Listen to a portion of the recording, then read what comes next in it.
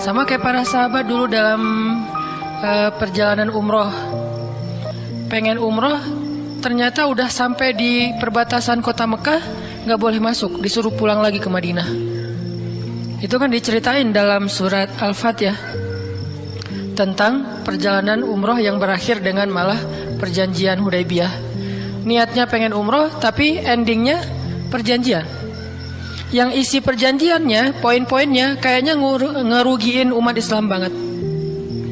Tapi kan Allah punya rencana, dan rencana Allah pasti yang terbaik daripada rencana kita. Masalahnya gimana kita bisa ridho, bisa rela kalau kondisi itu terjadi dalam hidup kita. Kita sih yakin, ini adalah qadarullah, keinginan Allah. Tapi bikin kita yakin itu jadi berbuah, yakin itu kan kayak pohon ya. Iman itu adalah pohon. Gimana biar pohon ini berbuah? Salah satu buahnya itu adalah sifat ridho, sifat nerima. Sehingga dengan sifat ridho itu akhirnya kita punya kebaikan. Kebaikannya jadi bisa survive, tenang hadapi masalah, sabar dan seterusnya.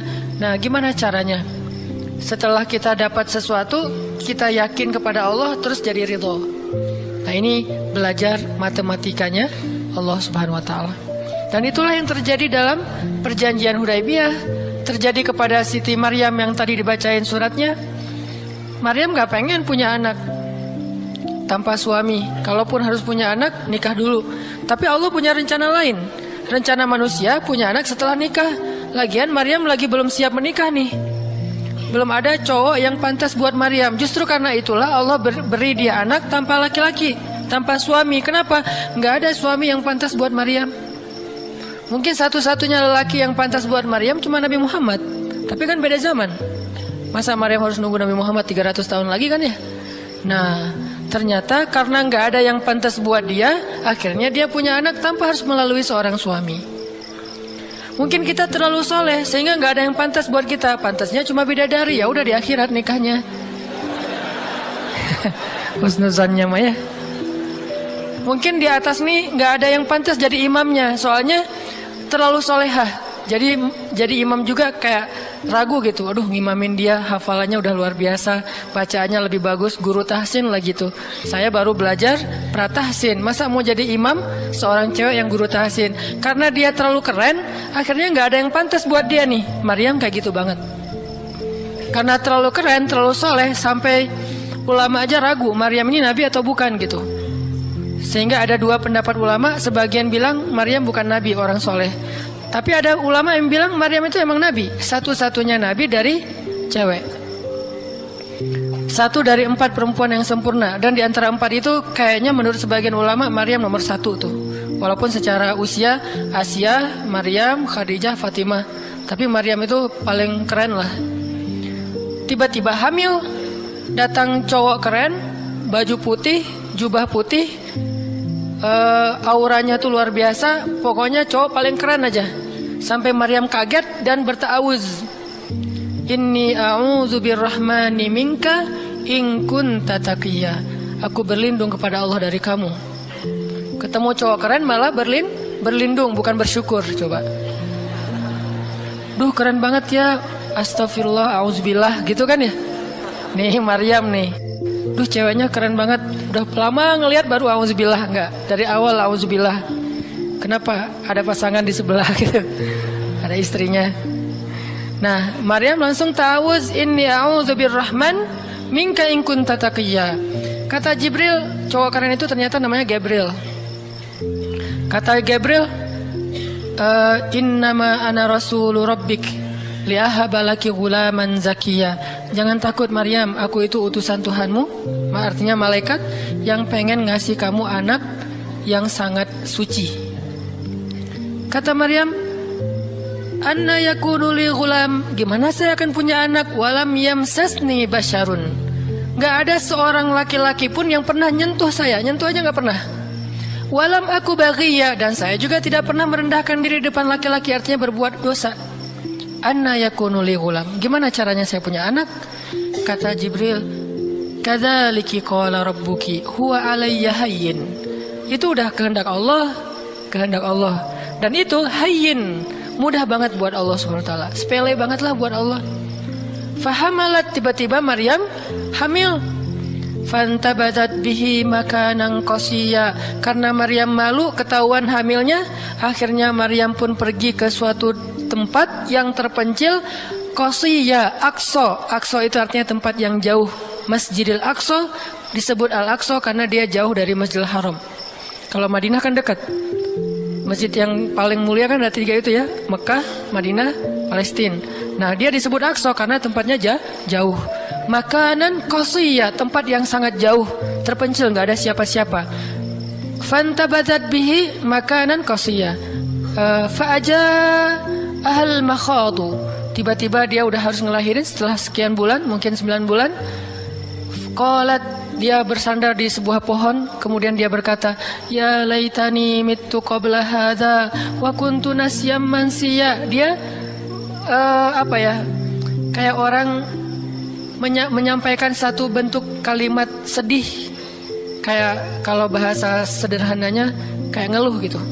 Ya laitani mittu qabla hadza, aduhai seandainya aku mati aja daripada harus menanggung malu kayak gini. Maryam itu kan pemalu banget. Mahkota sifat malu itu dipakai banget sama Maryam. Makanya ketahuan hamil nggak punya suami, itu buat Maryam pukulan paling luar biasa, telak banget. Walaupun dia nggak berbuat dosa, tapi tetap aja orang kan ngata-ngatain dia. Ditambah lagi Bani Israel, tahu sendiri kan Bani Israel suka banget viralin fitnah. Ada apa viral Bani Israel teh? Maryam hamil di luar nikah, viral. Semua orang ngomongin mana Maryam. Terus rumahnya tuh dilemparin batu karena dianggap sebagai pembawa sial bagi Bani Israel. Dasar Maryam ngaku-ngakunya suci, sok suci segala macam. Sehingga Maryam bilang, ya laitani mittu qabla hadza, aduhai seandainya saya mati aja sebelum ini terjadi pada saya. Sehingga saya menjadi orang yang tidak pernah dibicarakan oleh siapapun. Sedih. Berarti pengennya Maryam beda dengan pengennya Allah. Secara emosional, secara manusiawi, secara fitrah ada penolakan dan itu manusiawi. Maryam menolak. Begitu juga sahabat Muhajirin. Wa inna fariqam minkum lakarihun. Minhum lakarihun. Walaupun sebagian kalian itu dalam keadaan karih, menolak, nggak suka. Emangnya kita mau nerima musibah? Pasti kita nolak kan secara spontan, fitrah, manusiawi, nolak. Ya laitani mittu qabla hadza wa kuntu nasyan mansiya. Aduhai seandainya aku mati aja sebelum kejadian ini terjadi padaku, sehingga nggak ada orang yang ngomongin tentang aku. Jadi nggak ada trending topik tentang Maryam waktu itu. Dia berharap kayak gitu. Semua berita buka channel mana aja Maryam. Asal buka Instagram yang muncul duluan di home tuh Maryam. Viral banget, semua orang ngomongin Maryam. Sehingga Maryam, bayangin, semua orang ngomongin kita se-Indonesia. Karena emang sebelumnya kan Maryam memang selebgram banget kan. Semua orang pengen nge-following Maryam. Jangankan yang cewek-cewek, yang cowok juga pengen nge-following Maryam. Cuman gak ada yang pantas. Semuanya kagum sama Maryam, respect. Tiba-tiba berubah. Kalau gak naik, jatuh kan gak berasa nih. Kita gak naik jatuh, paling keseleo dikit. Tapi kalau naiknya udah terlalu tinggi jatuh, kan lebih sakit nih. Maryam tuh naiknya udah terlalu tinggi. Saking tingginya sampai Nabi menyebut dia satu di antara 4 yang sempurna di muka bumi. Nggak ada perempuan yang sempurna kecuali 4 itu. Itu benar-benar dipuja-puja tuh Maryam. Pengen punya anak nanti namanya Maryam. Pengen punya istri kayak Maryam. Pengen punya ibu kayak Maryam. Pokoknya Maryam itu idola banget tuh di zaman tersebut. Bani Israel kalau suka lebaynya luar biasa, kalau benci, wah noraknya juga luar biasa. Tuh Bani Israel. Berlebihan gitu. Kalau suka habis-habisan sampai dijadikan Tuhan kan dulu mereka pernah mengangkat seorang laki-laki yang soleh jadi Tuhan, namanya Uzair. Uzair. Disebut sebagai anak Tuhan. Kemudian juga Isa juga gitu. Bani Israel tuh luar biasa kalau suka. Kalau benci, wah habis-habisan juga tuh dijelek-jelekin. Kayak mereka ngejelek-jelekin Musa, Harun. Kalau Harun nggak terlalu sih, Musa. Kayak mereka ngejelek-jelekin Nabi malaikat Mikail, malaikat Jibril. Kan Bani Israel paling gak suka sama Jibril ya. Jadi gak ada orang Yahudi nama anaknya Gabriel tuh gak ada. Rata-rata nama anaknya Michael. Karena mereka senang banget sama Mikail, gak suka sama Jibril. Kenapa? Jibril itu kalau turun pasti bawa perintah. Wahyu kan? Jibril mah hese bawa perintah wae gitu. bawel Jibril menurut mereka. Kalau Mikail keren, bawa rezeki, bawa rahmat, bawa apa. Sehingga mereka senangnya sama Mikail. Dibikinlah film jin versus Gabriel. Malah nggak yang baik itu waktu itu jin. Kan banyak tuh film-film kayak gitu tuh. Itu memang dari dulu kayak gitu. Nah, Maryam naik tinggi, dipuja-puja semua orang. Maryam, kalau ketemu Maryam, fall back dong, gitu-gitu pada. Wah, pokoknya heboh aja sama Maryam. Tiba-tiba ada kasus, Maryam kan jatuhnya dalam banget, sehingga Maryam tuh nggak siap perasaannya.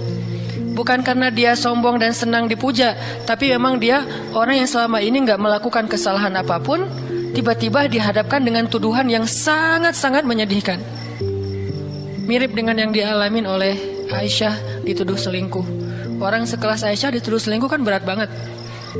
Kita aja dituduh macam-macam udah wah sedih kan, apalagi Aisyah, sekelas Aisyah yang terjaga dituduh selingkuh. Maryam terjaga dituduh selingkuh. Ternyata diam-diam Maryam banyak banget ada versi gosip dia melakukannya dengan rahib. Ada gosip melakukannya sesama murid di Al-Aqsa, ada gosip melakukan dengan Zakaria, banyak gosip. Berat banget buat Maryam, sehingga Maryam mengatakan, ya laitani mittu qabla hadza wa kuntu nasiyan mansiya. Aduhai seandainya aku mati aja. Aduhai seandainya dulu aku nggak bikin akun Instagram, pasti nggak akan jadi apa-apa gitu. Nyesel udah punya akun.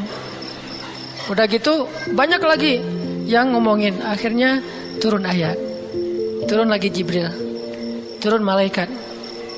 فناداها من تحتها ألا تحزني قد جعل ربك تحتك سريا. Dipanggillah Maryam oleh malaikat itu, ya Maryam, la tahzani. Kalau Abu Bakar, la tahzan. Kalau Maryam, la tahzani. Dua orang yang disebutkan kalimat la tahzan di dalam Al-Quran. La tahzan, innallaha ma'ana. Siapa? Abu Bakar. Kalau Maryam, la tahzani, qad ja'ala rabbuki tahtaki sariya. Jangan sedih wahai Maryam, gak usah khawatir. Allah udah memunculkan mata air di bawah kakimu. Artinya Allah yang akan merawat kamu, Allah yang akan ngebelain kamu, Allah yang akan deketin kamu, Allah bersama kamu wahai Maryam. Apa pelajarannya di sini teman-teman? Ketika Allah menggunakan logikanya yang kita tidak bayangkan, yang awalnya kita tolak, itu artinya Allah sedang memberikan kita kesempatan hanya akan ditolong oleh Allah saja, tidak oleh makhluk. Ketika Allah menempatkan kita dalam satu situasi yang sulit, yang sampai bikin kita kehabisan ide nih gimana cara keluar dari situasi ini, itu berarti Allah lagi ngasih kita kesempatan masuk dalam sebuah situasi yang tidak ada yang bisa nolong kita kecuali Allah. Allah pengen nolong sendiri. Dan pertolongan Allah itu ajaib. Tapi kalau Allah tempatkan kita dalam sebuah situasi yang kita masih berpikir dan menemukan beberapa jalan walaupun belum pasti bisa, berarti kita masih diberikan kesempatan yang nolong kita itu makhluk. Oh, minta tolong ke si fulan, minta tolong ke si fulan. Tapi begitu kita mentok, kenapa ya kok berat banget nih masalah saya? Berarti Allah lagi menempatkan kita di sebuah situasi yang Allah sendiri yang akan menolong kita. Itulah perang Badar, itulah perang Ahzab, itulah Hudaybiyah, itulah Maryam, itulah banyak kisah kayak gitu. Situasi yang kayak udah mentok banget, yang nggak pernah kita bayangkan, yang kita awalnya pasti nolak secara spontan. Berarti Allah lagi nempatin kita di sebuah situasi yang Allah pengen men-treat kita langsung sendiri, nggak mau pakai yang lain. Qad ja'ala rabbuki tahtaki sariya. Allah sendiri yang akan memunculkan mata air di bawah kakimu wahai Maryam. Ayub juga kayak gitu. Semua dokter datang, habis uang Ayub untuk biaya dokter tapi nggak sembuh. Kenapa? Allah nggak pengen kesembuhannya dengan cara-cara yang kebayang oleh Ayub.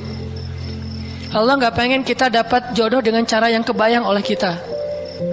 Reunian, stalking Instagram, salah ngambil kebab. Pokoknya yang kebayang sama kita itu nggak akan. Kenapa? Allah pengen ngasih kita cara yang cuman Allah sendiri yang tahu, dan itu surprise, dan itu istimewa banget. Apa itu? Kalau saya tahu berarti bukan surprise kan? Tunggu aja, masing-masing punya rahasia sendiri-sendiri. Dan ini yang bikin kita terus berharap. Sehingga Maryam tiba-tiba ngelihat di bawah kakinya sama Isa udah ada mata air. Minumlah dari mata air itu. Terus kata Allah, wa huzzi ilaiki bijid'in nakhlah tusaqit alaiki rutban janiya. Ya Maryam, goyangkan pohon kurma yang ada di sebelahmu. Kan dia tadi bersandar di pohon kurma pas ngelahirin. Terus disuruh goyangin tuh pohon kurma.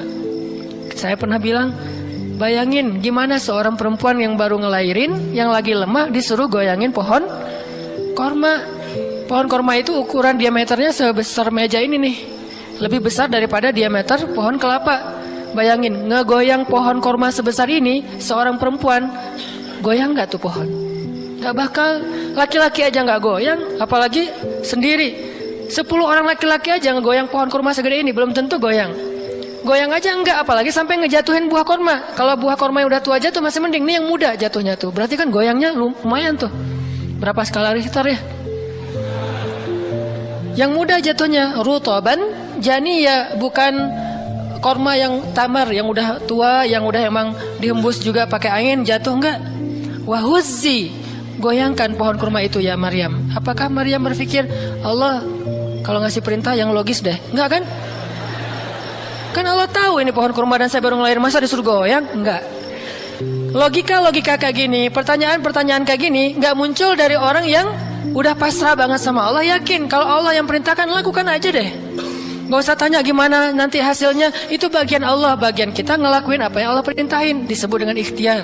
Kadang-kadang ikhtiarnya nggak nyambung dengan hasil, tapi Allah suruh, ya udah lakuin aja. Maryam pegang tuh pohon, baru digoyang dikit, udah langsung berguncang. Tusakit alaiki, jatuhlah, bukan jatuh, berjatuhanlah, berarti banyak nih. Berjatuhanlah untukmu rutoban janiya, buah-buah kurma yang masih muda tapi manis. Artinya apa? Hasilnya Allah yang pilih. Kurma yang mana yang mau jatuh, dengan rasa apa yang mau jatuh, yang jaraknya sekian dari tempat duduknya yang Maryam yang akan jatuh. Allah yang menentukan hasil. Tugasnya Maryam cuma ngegoyangin dong, walaupun gak mungkin akan terguncang. Ini iman. Belajar iman. Allah yang suruh, ya sudah saya lakukan. Allah suruh ikhtiar, ya saya ikhtiar. Allah suruh berobat, ya saya berobat. Tapi hasilnya Allah yang nentuin kayak gimana caranya.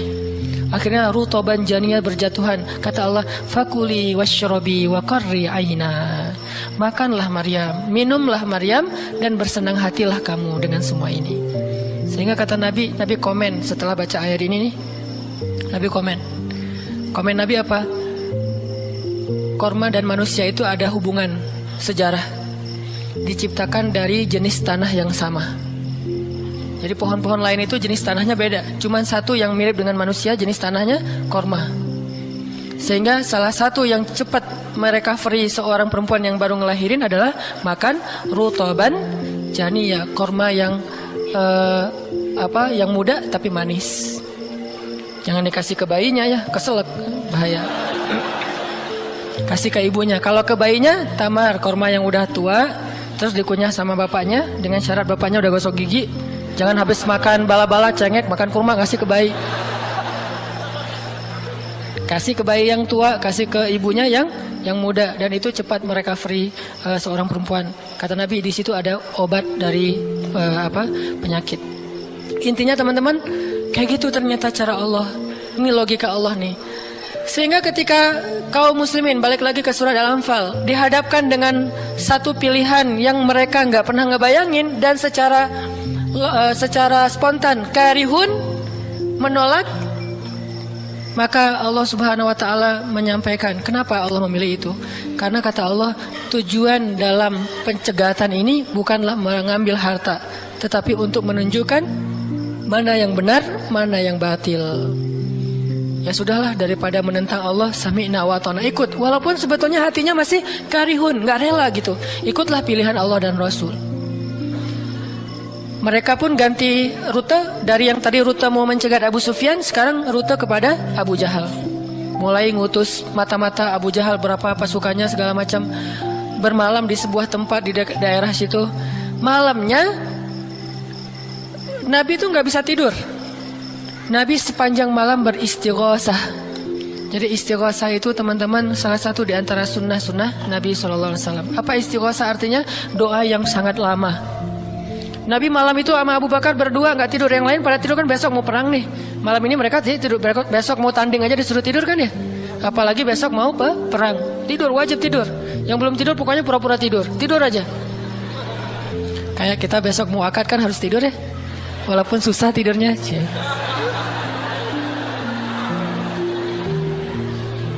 Pokoknya kalau mau akad nggak bisa tidur teman-teman. Ngapain? Ngafal aja. Saya terima kok. Nanti takut salah saya tolak kan bahaya. Udah diizinin sama calon mertua masih ditolak. Nah, malamnya pada tidur kecuali 2 orang, Rasul sama Abu Bakar. Selalu berdua orang ini nih, pokoknya soulmate banget. Direkam soulmate-nya di Al-Quran. Rasul beristighosah, doa yang sangat khusyuk, berharap banget, panjang lagi doanya sepanjang malam, sampai Nabi mengangkat kedua tangannya itu nggak gini, tapi gini. Pernah nggak doa kayak gini? Nah, makanya masih sendiri ya. Coba istighosah, ya Allah. Langsung tuh. Jadi kalau doa jangan gini doang, apalagi gini santai. Sesekali doa, Allah. Ternyata belum naik lagi sampai mungkin. Dan itu ada sunnahnya, Nabi berdoa dengan, kan Nabi berdoa kadang mengangkat tangan, kadang tidak mengangkat tangan. Kayak doa sehari-hari misalnya angkat tangan kan ya. Kayak mau makan misalnya, Bismillahirrahmanirrahim amutu wa ahya. Allahumma barik lana gitu ya. Kan nggak harus ngangkat tangan. Sariwai ini. Nah, udah kadang Nabi doanya gini, nelunjuk. Bukan perintah Allah, ya Allah kasih lo ya. Enggak. Nelunjuk dengan filosofi Arab sama filosofi Indonesia beda. Makanya jangan menerjemahkan teks Arab dengan konteks kita, dengan persepsi kita. Terjemahkan dengan persepsi bahasa sendiri. Apa sih maksudnya? Gitulah. Jadi di Arab tuh kalau gini bukan merintah. Gini tuh artinya cuma engkau yang saya harapin ya Allah gitu maksudnya. Jadi kalau ya Allah itu maksudnya engkau doang yang saya harapin, iya karena budua iya karena selain gitu. Bukan ya Allah pokoknya harus ya bukan. Kalau kita pakai dengan logika kita kan kok doa sih nggak sopan sama Allah kayak gitu-gitu amat. Kalau ke manusia mungkin gitu agak kurang sopan. Kalau ke Allah sopan. Bisa gini, bisa biasa aja, bisa gini. Gini juga ada beberapa level. Ada yang gini sampai ke paling atas. Biasanya yang paling atas tuh bab jodoh sih. Kalau bab kuliah masih gini, kerja, giliran jodoh paling tinggi. Apalagi kalau udah jodohnya balikan sama mantan, tuh kayaknya naik kursi. Lebih tinggi lagi. Jadi malam itu Nabi beristighosah sampai syal beliau jatuh, nangis, janggut beliau basah dengan air mata, nangis panjang malam, ya Allah jika besok kami kalah perang, terbunuh semua, mungkin di muka bumi ini nggak akan ada lagi orang yang menyebut la ilaha illallah. Abu Bakar ngambil rida syalnya Rasul, ditaruh lagi, cukup bagimu ya Rasulullah, cukup ya Rasulullah. Allah udah mendengar. Abu Bakar menenangkan Rasul, tapi Rasulullah terus saja gitu. Kayak kita lagi doa kata teman, udah Allah udah dengar, taruh dulu. Kalau kita mah gitu ya. Nah, tapi jangan dibayangin gitu. Rasulullah pasti khusyuk banget, nggak kayak kita. Udah selesai berdoa, pagi-pagi sahabat riuh. Innalillah gitu. Kalau kita kan innalillah pasti ada yang meninggal ya. Siapa yang meninggal? Enggak, innalillah itu musibah, enggak harus selalu orang meninggal. Ya Rasulullah maafkan kami. Kenapa? Ternyata sebagian para sahabat malam itu digoda oleh syaitan sehingga semua pada mimpi basah. Maaf. Tapi kayak gitu emang sejarahnya. Bukan semua. Sebagian besarnya mimpi basah. Sehingga pas bangun mereka dalam keadaan junub, kotor, tidak suci, tapi nggak ada air. Untuk wudhu aja kurang, apalagi untuk mandi. Dan mandi junub kan harus semuanya. Sedangkan besok mereka mau berperang melawan musuh dalam keadaan tidak suci. Ini kayak pertanda buruk gitu. Dan mereka merasa mentalnya makin drop. Tiba-tiba Allah beri ketenangan buat mereka. Turun air hujan. Malam itu hujan turun. Hujannya hujan lokal lagi. Camp kaum muslimin hujan. Camp orang kafir enggak. Hujan. Nyebrang-nyebrang. Hujan enggak. Yang namanya di Indonesia gitu. Di camp kaum muslimin hujan, di campnya orang kafir nggak hujan. Akhirnya pada mandi, alhamdulillah, Allah Akbar. Itu nanti ada ayatnya setelah itu. Coba nanti baca lagi halaman kedua. Ketika ada adegan hujan segala macam, itu ceritanya kayak gitu. Akhirnya makin mantap. Alhamdulillah bisa mandi, wudhu, minum. Baru mereka yakin bahwa ini adalah benar-benar perintah Allah. Nah hidup kita tuh kalau kita ngejalanin hal-hal kayak gini, kita bakalan kayak lagi jalan bareng Allah. Sehingga nanti kita akan banyak melihat keajaiban-keajaiban Allah. Kalau kita nggak pernah masuk dalam situasi ini, kita tuh kenal Allah cuma dari kata orang, nggak pernah jalan bareng. Kita kayak kenal seseorang, tapi kata teman kita, cuma lihat postingannya doang, tapi nggak pernah jalan bareng, jadi nggak kenal dekat gitu, dan nggak akan dapat feel. Begitu juga kita kenal Allah. Kalau kita kenal Allah hanya dalam situasi normal, wajar, nyaman, berarti kita kenal Allahnya cuma dari katanya, cenah. Nggak pernah ngalamin sendiri. Begitu kita dihadapkan dengan situasi kayak gini, berarti kita lagi diajak Allah jalan bareng. Yuk jalan bareng saya. Siap ya Allah. Hah? Banyak kejutan-kejutan, banyak yang bikin kita kaget. Kenapa? Karena kita jalannya dengan zat yang maha kuasa. Dia akan tunjukin kekuasaan-kekuasaannya. Dan kekuasaan Allah yang paling luar biasa ditunjukin justru dalam kesulitan. Kalau dalam normal nggak luar biasa namanya. Kayak kita sama teman kita, dia ngasih kita hadiah atau pinjam duit 100.000 pas kita lagi awal bulan, kan biasa aja ya. Coba kalau dia pinjemin duit 50.000 pas akhir bulan, kan luar biasa kan. Jadi makin kita sulit, Allah tunjukin kekuasaannya. Di situ kita makin lihat gimana kita tuh bergantung banget sama Allah. Emang Allah bikin skenario-nya kayak gitu. Sehingga kalau kita teman-teman dihadapkan atau dikondisikan sama Allah dalam suatu keadaan yang kita nggak siap, yang kita nolak, yang kita berontak, tapi di sisi yang lain kita yakin ini ketentuan Allah, belajar meyakini, oh Allah lagi ngajak saya jalan nih. Allah lagi ngajak saya jalan biar lebih kenal sama Allah, biar Allah nunjukin langsung. Satu, kedua, niatin juga, oh Allah pengen memperlakukan saya khusus, nggak mau pakai yang lain, berdua aja biar Allah yang menolong saya, karena udah nggak bisa ngarap siapa-siapa. Akhirnya kaum muslimin pun melakukan peperangan Badar, duel dulu nih. Jadi ada kayak tarung dulu, 3 orang dari kaum muslimin, 3 orang dari orang kafir.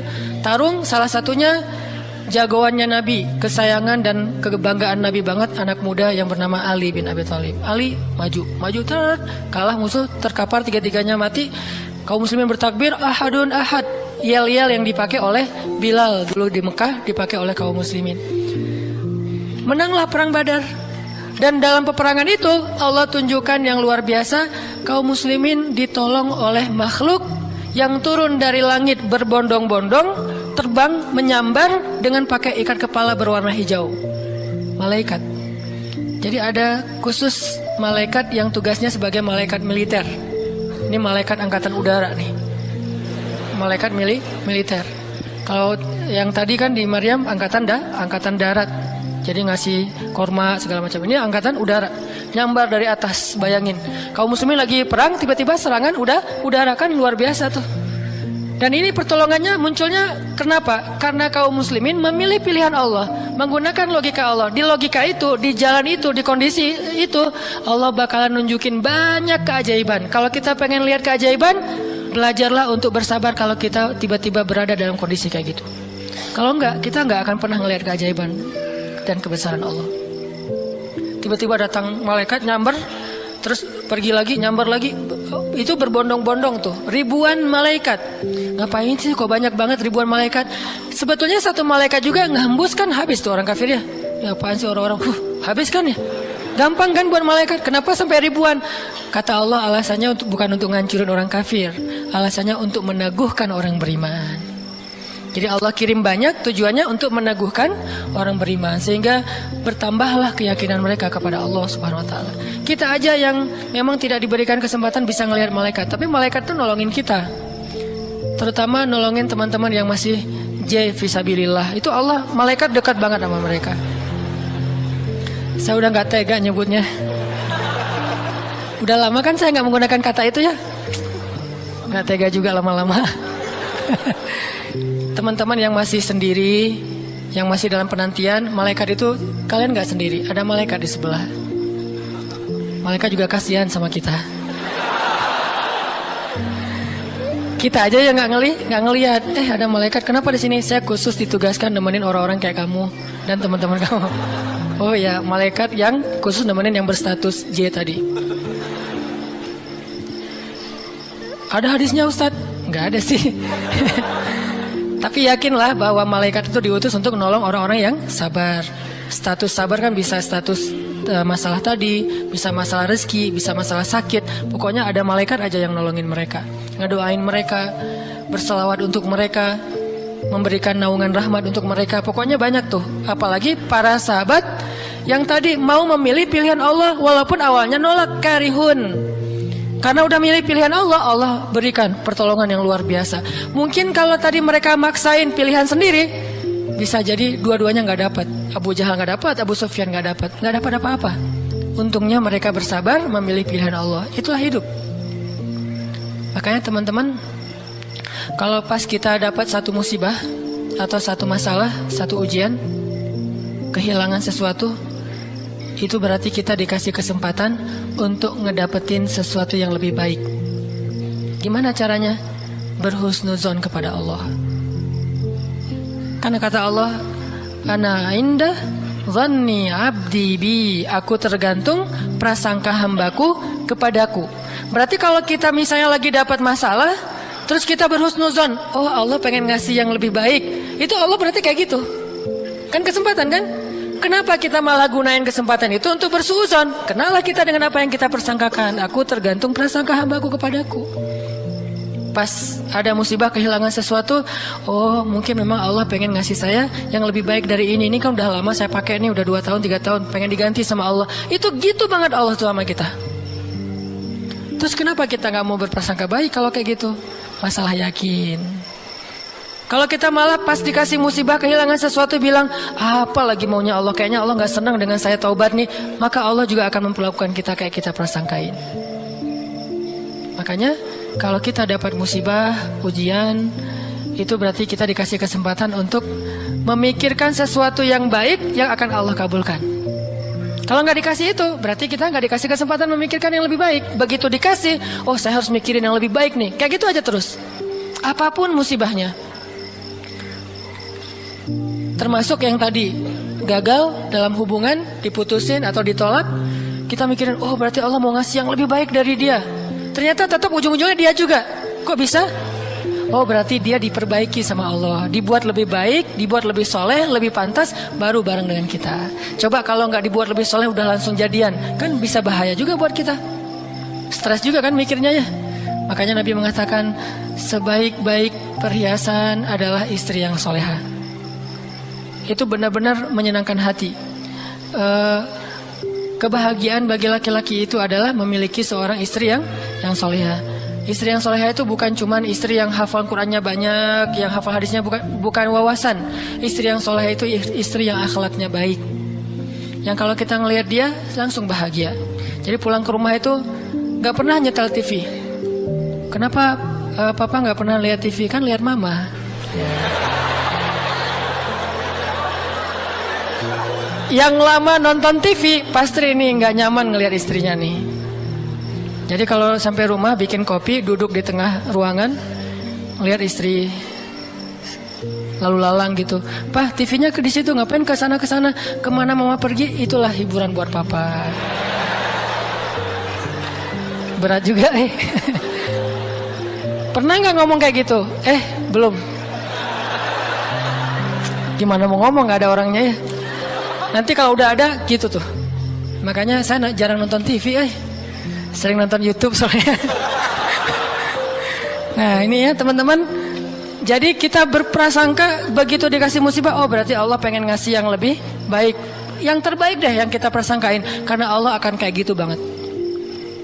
Inilah rahasia matematika Allah yang Allah berlakukan kepada Ahlu Badar, yang Allah berlakukan kepada para sahabat yang berjanjian Hudaybiyah, Bai'atul Ridwan, yang Allah berlakukan kepada Siti Hajar, Maryam, dan banyak lagi kisah-kisah yang benar yang disebutkan di dalam Al-Quran. Mudah-mudahan nambah yakin kita bukan minta musibah, tapi emang itu fitrah kehidupan manusia. Udah kayak gitu sunatullah, semua yang hidup pasti dikasih ujian. Jangankan orang biasa, jangankan orang beriman, orang biasa aja dikasih ujian, apalagi beriman. Beriman itu pasti dikasih ujian sama Allah. Cuman karena ujian itulah Allah memperlakukannya lebih istimewa daripada orang lain. Jadi siapa orang yang paling istimewa di mata Allah? Yang paling banyak diuji. Jadi jangan pede dulu bahwa kita lebih istimewa di mata Allah gara-gara kita ibadahnya lebih bagus dari teman kita. Bisa jadi teman kita nggak tahajud, bukan berarti nggak perlu tahajud ya. Tahajud keren, bagus, luar biasa. Tapi ini kalau kita ke orang lain gitu. Misalnya kita udah tahajud, misalnya kita udah taklim, misalnya kita udah tilawah, misalnya kita udah sedekah, misalnya. Terus kita ngerasa kayak lebih baik dari orang lain, jangan. Karena bisa jadi ibadah teman kita diam doang tuh. Ngapain? Sabar menghadapi ujian, itulah ibadahnya. Bisa jadi orang yang paling mulia di mata Allah itu orang yang sedang sakit di rumah sakit atau di rumahnya yang nggak bisa berobat bertahun-tahun. Pas kita lihat ke dia mah nggak, ibadahnya nggak dahsyat kayak kita. Nggak pernah ikut talim, tilawahnya sedikit-sedikit, paling juga yang dia hafal aja karena udah nggak bisa baca saking sakitnya. Tapi ibadahnya itu 24 jam sehari. Lewat apa? Sabar menghadapi ujian sakit. Berarti bisa jadi teman kita yang baru diputusin itu lebih mulia daripada kita yang baru jadian. Jadi jangan ngeledekin ya, jangan suka membuli lah. Karena yang dibully itu bisa jadi lebih mulia daripada yang membuli. Astagfirullahaladzim ya. Itulah teman-teman kajian tentang matematika Allah. Mudah-mudahan kita mengerti. Maksud mengerti di sini meyakini, bisa bertambah yakin sama Allah dan bisa diterapin. Tadi kalau dikasih ujian berarti kita punya kesempatan berprasangka baik supaya kita dapat apa yang kita prasangkakan. Kalau dikasih ujian berarti Allah pengen ngajak kita jalan berdua nih. Kalau dikasih ujian berarti Allah pengen memperlakukan kita secara khusus, nggak mau yang lain bantu kita, pengen Allah doang yang bantu.